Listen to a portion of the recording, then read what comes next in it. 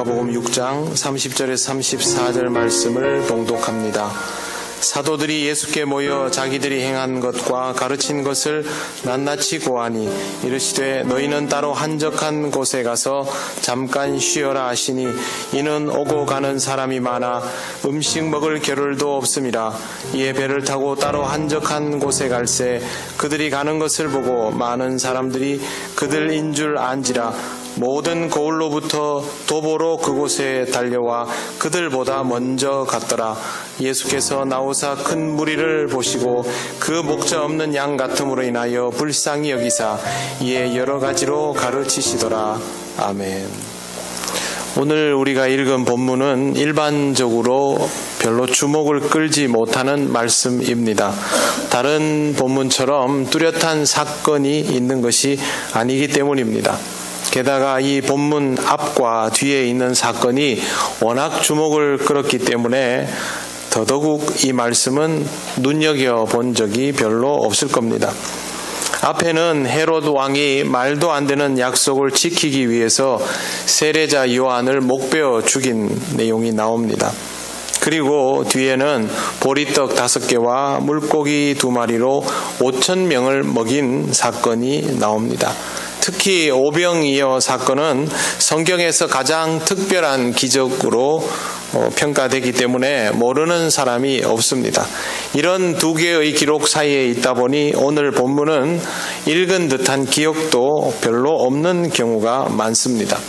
하지만 이 말씀은 그리스도를 기다리는 우리에게는 매우 중요한 사실을 알려줍니다. 본문에는 두 부류의 사람이 나옵니다. 한쪽은 사도, 즉 제자입니다. 그들은 예수님이 시키시는 대로 파송을 받아서 복음을 전했고 이제 막 돌아왔습니다. 제자들은 예수님이 지시하신 것을 그대로 따라 했습니다. 회개를 선포하였고 아무것도 챙겨서 떠나지 않았고 그곳에 가면 영접하는 자들을 통하여 공급을 받으면서 오직 복음 전하는 일에만 신경을 썼습니다. 그런데 회개를 선포했더니 사람들의 마음을 움직이면서 주의 말씀을 듣고 주님이 말씀하신 것처럼 자신들의 이야기를 받아들이는 것을 경험했습니다. 주께서 귀신을 쫓아내는 권능을 주셨는데 그 권능을 힘입어서 귀신도 쫓아내 보았습니다. 새벽기도 시간에는 제가 말씀을 드렸습니다. 성경에 나오는 귀신은 우리가 전통적으로 생각하는 죽은 사람이 보이는 그런 귀신이 아닙니다. 성경에 나오는 귀신은 헬라어로 다이몬 혹은 데몬이라고 해서 번역을 하면 악한 영입니다.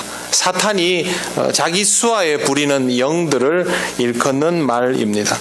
사탄도 아니고 사탄의 부하로서 사람의 심령에 들어가서 악을 생각하게 만들고 악한 행동을 하도록 조장하는 그런 존재라고 할 수 있습니다. 그래서 성경에 귀신이라는 단어가 나오면 우리나라식 생각을 먼저 떠올리지 마시고 악한 영이라고 이해를 해야 합니다.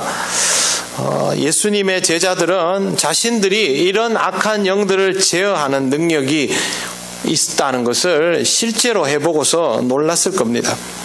그리고 이들은 병자도 고쳤습니다. 마가복음 6장 12절 이하를 보면 제자들이 나가서 회개하라고 전파하고 많은 귀신을 쫓아내며 많은 병자에게 기름을 발라 고치더라 하는 말씀이 있습니다. 자신들이 예수님처럼 병자를 고칠 수 있다라는 것은 충격이죠. 그리고 놀라운 경험이었습니다. 이런 경험들을 한 제자들이 돌아오면 가만히 있겠습니까? 예수님 앞에 모여서 자기들이 겪었던 일들을 일일이 예수님 앞에 고하였습니다. 하나님 나라를 선포하니까 정말로 사람들이 회개하더라. 악한 영을 제압했는데 꼼짝도 못하더라. 병을 고쳐주었더니 진짜 나았더라. 이런 경험을 하면 얘기하지 않겠습니까? 당연히 예수님 앞에 와서 이야기를 했을 겁니다. 보통은 이렇게 하면 고생 많았다, 수고했다, 잘했다, 그렇게 대답이 나와야 되는데 예수님은 별 다른 반응이 없습니다. 성경에는 예수님께서 참 인간미 있었다라는 것을 느낄 수 있는 구절들이 많습니다. 울기도 하시고 안타까워도 하시고 오늘 본문에 있는 34절 말씀처럼 불쌍히 여기는 일도 많았습니다. 이 정도면 감성이 풍부한 분이죠. 아주 인간적인 면모가 있으십니다. 그런데 성경에는요, 예수님께서 웃으셨다는 표현이 하나도 없습니다. 예수님은 웃으셨을까요? 웃지 않으셨을까요? 생각을 안 해보셨습니까? 여러분은 웃으십니까? 웃지 않습니까? 웃지요. 예수님도 당연히 웃으셨죠. 그러나 기록은 존재하지 않습니다. 성경에 쓴 그것을 쓸 만한 여유와 필요를 느끼지 못했을 것입니다.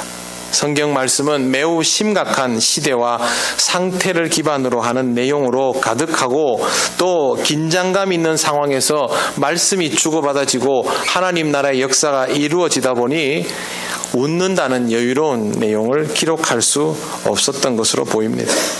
실제로 신앙은 즐겁게 웃으면서 할 수만은 없습니다. 오히려 그것보다는 심각하고 진지한 부분들이 훨씬 많습니다. 신앙생활 웃자고 하는 것은 아니죠. 인생이 달린 문제이고 구원이 걸린 문제이니 그럴 수밖에 없습니다. 그럼에도 불구하고 예수님은 제자들을 향하여 따뜻한 마음의 표현을 잊지 않으셨습니다. 31절을 보시겠습니다. 이르시되 너희는 따로 한적한 곳에 가서 잠깐 쉬어라 하시니 이는 오고 가는 사람이 많아 음식 먹을 겨를도 없음이라. 빈손으로 가서 영접을 받고 공개를 받았다 해도 뭘 얼마나 풍성히 누리면서 복음을 전하고 사명을 감당했겠습니까? 제자들은 그동안 많이 힘들었을 것입니다. 그런데 이 제자들과 만났는 자리가 이미 사람들이 계속해서 쫓아오는 주변에 많은 사람들이 있는 자리라서 제자들과 따로 시간을 가질 수가 없었습니다. 사람들이 모여들면 제자들은 일해야 됩니다. 사람의 숫자가 늘어날수록 제자들의 일은 많습니다. 사람들한테 이리로 오세요. 그쪽에 거기 있지 말고 여기 모여 앉으세요. 이쪽으로 돌아 앉으세요. 누가 하겠습니까? 전부 제자들의 몫이죠. 결국 제자들은 쉴 수 있는 시간이 없습니다. 제자의 이야기를 들을 시간도 그들을 쉬게 해줄 시간도 음식을 먹게 해줄 시간도 보장받지 못하자 예수님은 모여있는 무리들을 내버려 두고 한적한 곳을 찾으십니다. 32절에 보시면 이에 배를 타고 따로 한적한 곳에 갈새. 예수님에게는 지금 누구보다도 제자들을 챙기고 살피는 일이 더 우선적으로 중요했던 것입니다. 당연히 모여드는 사람들도 소중했지요. 하지만 지금은 제자들이 먼저였습니다. 그래서 예수님은 일부러 배를 타고 그곳을 떠나 한적한 곳을 찾으신 것입니다. 제자는 예수님을 통하여 사명받고 훈련받지만 이렇게 배려받을 수 있는 사람들이었습니다. 또 한 부류가 나옵니다. 예수님께서 배를 타고 바다 가운데로 가는 것을 지켜보던 사람들이었습니다. 이들은 예수님께서 배를 타고 향해 가는 모양을 보면서 어디로 가는지를 아는 사람들입니다. 익숙하면 그렇게 할 수 있죠. 통영에는 관광객이 많이 옵니다. 어제도 상당히 많이 와서 오가는데 차가 막힙니다. 그런데 차가 가는 길을 보면 뒤따라 가다 보면 이 차는 풍아리를 가는구나, 이 차는 산양면을 가는구나, 이 차는 도남동을 가는구나 딱 보면 알 수 있죠. 분기점에서 차 움직이는 거 보면 우리는 금방 압니다. 차가 많이 막혀도 우리들은 그 복잡한 사이에서도 막히지 않는 길을 용케 다 아는데 관광객들은 모릅니다. 그래서 다 그 길로만 모여가지고 기차처럼 줄을 지어서 가는 걸 보면서 길을 알려줄 수도 없고 그런 생각을 많이 해봅니다. 여러 번 보면 익숙해지는 것이죠. 예수님을 따라다니던 사람들이 점점 더 예수님에 대해서 익숙해지면 예수님은 이런 컨디션일 때는 어디에 가시고 또 이럴 때는 어디에 가시고 배를 타고 이쪽 방향으로 가면 예수님께서 잠시 쉴 때는 어디 가신다는 것까지 다 알고 있는 정도입니다. 그 정도로 이 사람들은 익숙한 부류입니다. 이런 모습을 어디서 볼 수 있을까요? 아이돌 극성 팬들에게서 볼 수 있습니다. 아이돌 극성 팬들은 유명 스타들 집 앞에 진을 치고 있습니다. 학교를 다니는지 수업을 하는지 분간이 잘 안 갈 정도인데 기가 막히게 그 집을 찾아냅니다. 그리고 뿐만 아니라 그 사람의 동선을 다 파악하고 그 사람이 어느 요일에 어떤 시간대 어디에서 출연하는지까지 전부 알고 길목에서 기다리고 있습니다. 가르쳐 준 적도 없는데 어떻게 알까요? 계속 따라다니다가 학습이 된 겁니다. 그래서 차가 가는 방향만 보고 오늘은 어느 코스다. 그러면 자기들끼리 막 연락해가지고 거기 가서 딱 기다리고 있죠. 그래가지고 얼굴 한번 보고 사진 찍고 인터넷에 올리고 경쟁하고 그렇게 합니다. 그 모습과 아주 유사합니다.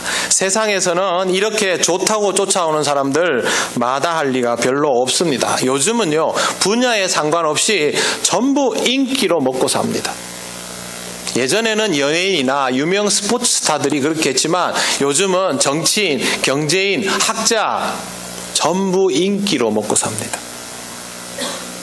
이런 사람들은 추종자나 팬들이 몰려오는 것을 전혀 마다하지 않습니다. 오히려 그들에게 호의적으로 반응합니다. 좋다고 모여드는 사람 싫어할 리 별로 없습니다. 예수님도 싫어할 이유는 없습니다. 어차피 주어진 시간 동안 조금이라도 많은 사람들에게 복음을 전해야 하는데 그렇다면 이렇게 알아서 따라다녀주면 얼마나 쉽습니까? 그럼 반겨주셔야죠. 그런데 예수님은 뜻밖의 반응을 보이십니다. 34절 보시면 예수께서 나오사 큰 무리를 보시고 그 목자 없는 양 같음으로 인하여 불쌍히 여기사 그렇게 되어 있습니다. 예수님을 보려고 모여들어 있는 사람들입니다. 이제는 하도 따라다녀가지고 배의 방향도 미리 알아서 먼저 가서 그곳에 무리를 지어서 기다릴 정도입니다. 근데 뭐가 불쌍하다는 것일까요? 예수님은 그들을 목자 없는 양 같다고 하십니다. 이미 예수님을 따라다니고 있지 않습니까? 근데 왜 목자 없는 양 같습니까? 지금 그들에게 주님은 아직 목자가 아니라는 뜻입니다. 그러면 본인들은 자기들 스스로를 목자 없는 양이라고 생각할까요? 전혀 그렇지 않습니다. 절대 그렇게 생각하지 않을 겁니다. 예수님을 따라다니던 순간부터 주님은 나의 목자라고 생각했을 것이고 이제 누구보다도 주님의 동선을 잘 알고 예수님께서 어떤 의도로 얘기한다는 것까지도 파악을 제법 했다고 스스로 자부하는 사람은 당연히 예수님을 목자라고 생각합니다. 근데 그건 자기들 생각이죠. 유명 연예인들 집 앞에 팬들이 많다고 말씀을 드렸습니다. 그들은 동선을 파악하는 정도가 아니라 가족 구성원들의 면면까지도 다 압니다. 신상은 이미 털은 지 오래입니다. 식구들의 동태 파악까지 다 되어 있습니다. 팬들은 그렇게 자기가 좋아하는 스타를 잘 알고 있다는 것만으로 그리고 그 집 앞에서 늘 있으면서 매일 얼굴을 본다는 것만으로 굉장히 가깝다고 스스로 생각합니다. 그러면 그 유명 스타도 팬들을 보면서 그렇게 가깝다고 느낄까요? 그렇지 않습니다. 팬이 그렇게 느끼지 스타들은 그렇게 느끼지 않습니다. 그런 모습을 필요로 할 뿐이죠. 사실상 그들이 자처하여 열광하는 것이지 실질적인 관계성은 없습니다. 예수님 보려고 미리 와서 자리 잡고 있는 사람들은 결국 어쩔 수 없이 이런 부류에 지나지 않습니다. 목자 없는 양의 의미는 바로 이것입니다. 주님에 대하여 매우 잘 아는 듯하지만 실질적으로는 주님과 연결되어 있지 못한 상태라는 것이죠. 번지수가 틀렸습니다. 제자들은 훈련도 받고 파송도 받고 다녀와서 예수님께 보고도 하고 배고플까봐 예수님께서 챙겨도 주시고 피곤할까봐 쉴 자리도 마련해 주십니다. 제자들이 굳이 졸졸 따라다니지 않아도 예수님은 이렇게 직접 해주십니다. 그런데 이 사람들은 이렇게 열심히 쫓아다니는데 불쌍하다는 소리밖에 못 듣습니다. 제자와 제자 아닌 사람의 간격이 바로 여기에 있는 것입니다. 여러분, 이 중에 어떤 사람인가요? 주님으로부터 훈련도 받고 배려도 받고 때로는 호통도 듣는, 꾸지람도 듣는 그런 사람인가요? 아니면 주님에 대하여 상당히 많이 아는 듯하지만 실제로는 관계성이 없는, 그래서 주님이 원하시는 그 삶을 살아가지 못하는 그런 사람인가요? 잘 생각해 보시기를 바랍니다. 내일 모레면 성탄절입니다. 그동안 주님을 기다린다라는 생각에 몰두하면서 대림절을 지나오셨을 겁니다. 그런데 이제 남아있는 이틀 동안 주님을 기다린다라는 생각도 당연히 하지만 그것보다 내가 누구이기에 주님을 기다리는가라는 생각을 조금 더 비중 있게 해보시기를 바랍니다. 제자로서 주님을 기다리는 것이 아니라면 우리가 가진 정보와 기다림의 태도는 결국 주님 앞에서 목자 없는 양처럼 비춰질 수밖에 없습니다. 우리는 교회 생활에 아주 익숙해져 있죠. 절기에도 아주 익숙해져 있습니다. 주님이 오시는 날도 알고 그날 어디서 뭘 하면서 있어야 기다리는 건지도 전부 압니다.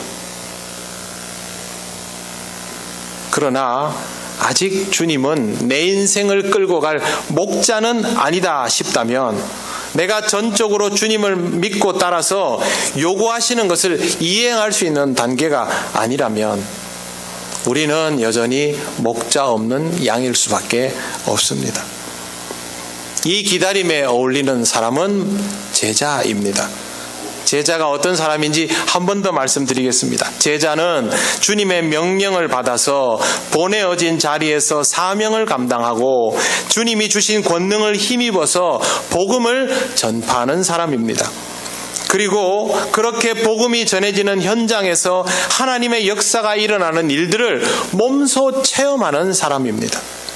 그렇게 사명의 자리에서 살아가면서 하나님의 역사를 체험하다 보면, 나를 통해서 일어나는 일들을 직접 경험하다 보면 주님이 왜 내게 이런 명령을 내리셨는지, 그동안 왜 나를 이렇게 연단시키셨는지, 그리고 지금 주께서 나에게 어떤 권능을 주셨는지까지도 다 헤아릴 수 있게 됩니다. 그러면 주님과 만났을 때 할 이야기가 많아지는 것이죠.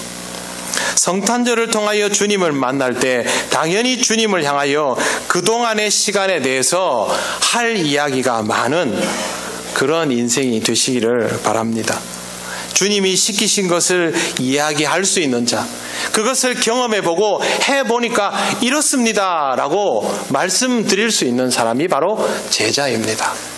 언제 주님이 우리 보고 잘하라고, 완벽하게 해내라고 그랬습니까? 항상 우리의 태도를 보셨습니다. 그런 태도를 가진 자가 제자입니다. 만약 우리가 아직 그런 상태가 아니라면 오늘 말씀 마지막 부분에 주목해야 합니다. 목자 없는 양이 주목해야 할 말씀입니다.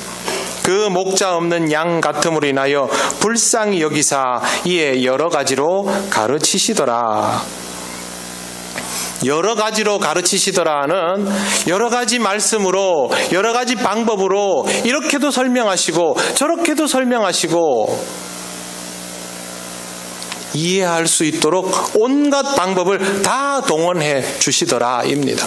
실제로 성경에 보면 예수님께서 이 방법 저 방법을 전부 쓰시지 않습니까? 비유로도 말씀하시고 때로는 꾸짖교도 하시고 구약 성경을 인용도 하시고 어려운 논리를 풀어도 주시고, 이렇게 하면 깨달을까? 저렇게 하면 알아차릴까? 그렇게 해주시는 겁니다. 왜? 목자 없는 양으로 살아서는 안 되기 때문에.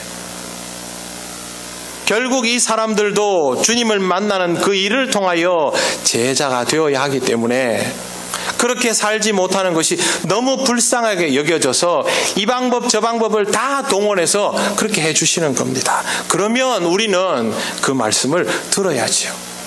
그걸 듣지 않으면 우리가 보내고 있는 이 기다림의 시간은 의미가 없습니다. 대림절의 의미를 새기십시오. 대림절 그리스도를 기다려야지. 이러면 기다려집니까? 달력을 보겠지요. 미국 사람들이 크리스마스 때가 되면요, 11월, 제가 컬럼에도 썼지만 11월 말 되면 성탄 달력을 만들어 놓고 한 개씩 열어가면서 선물 꾸러미를 풉니다. 하지 않는 집이 별로 없을 정도입니다. 최대의 명절이니까. 그러면 그 사람들이 하나씩 열 때마다 주님을 기다립니까? 아니죠. 초콜릿을 바라겠죠. 그 마음과 우리의 마음이 별로 다를 바가 없다면 얼마나 안타까운 일입니까? 하나님은 우리에게 주신 이 시간들이 헛되이 흘러가지 않기를 원하십니다. 그래서 이 기다림의 시간에 대해서 주체적인 생각을 가지려면 여러 가지로 어떤 방법을 동원해서 어떤 상황을 통해서도 말씀하시는 주의 말씀에 귀를 기울여야만 합니다. 비록 지금까지는 주님의 팬으로서 살아왔을지 모르지만 무리 중에 뒤섞여서 주님에 대해서 조금 더 많은 정보를 가지고 의기양양하면서 그렇게 바보같이 살아왔을지도 모르지만 이제부터는 제자로서의 삶을 다시 시작해야 합니다. 사랑하는 성도 여러분, 일생의 어떤 시간보다 삶의 한순간이 더 값어치 있을 수 있습니다. 같은 논리라면 그동안 우리가 주님을 기다려왔다고 생각하는 기나긴 시간보다 어쩌면 지금 우리에게 주어진 하루 이틀의 짧은 시간이 훨씬 더 중요하고 의미 있을 수 있습니다. 우리가 어떻게 마음을 먹는가에 달려 있습니다. 결심하기까지는 길게 고민하지만 여러분, 결심은 한순간 아닙니까? 우리는 더 이상 목자 없는 양이 아니어야 합니다. 그러면 주님의 사랑과 희생이 너무도 헛됩니다. 무슨 생각으로 우리에게 가장 귀한 선물을 하나님께서 준비하여 주셨는지를 잘 생각해 보시기를 바랍니다. 하나님께서 내가 어떻게 하는 것을 바라시는지를 생각하시면 됩니다. 우리가 신앙생활 잘 못하는 제일 큰 이유는 쓸데없는 생각이 많아서 그렇습니다. 여러분 인생의 답을 몰라서 못하는 일이 얼마나 될까요? 실제로는 그렇게 많지 않습니다. 그리고 답 모르면 묻겠지요. 우리의 삶의 대부분의 일들은 답을 몰라서가 아니라 그 답을 알지만 실천에 옮기지 싫어서입니다. 그렇게 하면 나한테 득이 없기 때문에. 하나님께 영광을 돌리면서도 세상적으로 손해보지 않을 방법이 무엇일까를 그토록 골똘히 생각하다 보니까 머리가 복잡해지는 것이죠. 하나님과 우리와의 관계는 직접적인 것입니다. 둘러 생각할 필요도 없고 복잡하게 생각할 필요도 없고 그냥 하나님이 무엇을 원하시는가에 집중하시기를 바랍니다. 그러면 우리는 하나님이 원하시는 일을 훨씬 더 따르기 쉬워집니다. 하나님은 이 성탄절이 여러분의 것이 되기를 원하십니다. 이를 위해서 먼저 대림절이 여러분의 온전한 소유가 되기를 원하십니다. 무리 지어 다니는, 그러나 그 중에는 조금 더 똑똑한, 남들보다 주님에게 대하여 조금 더 익숙한 그런 방식의 생활을 청산하고 제대로 주님을 기다리고 주님을 만날 때 하고 싶은 이야기가 참 많은 인생, 그리고 수고한 만큼 주님으로부터 사랑받을 수 있는 인생, 그런 인생이 되시기를 바랍니다. 그러면 하나님이 여러분에게 주시는 모든 것들은 온전한 은혜가 되어서 여러분의 삶을 더욱 복되게 해 줄 것입니다. 주님을 믿고 이 시간들을 그렇게 은혜롭게 누려가시기를 바랍니다.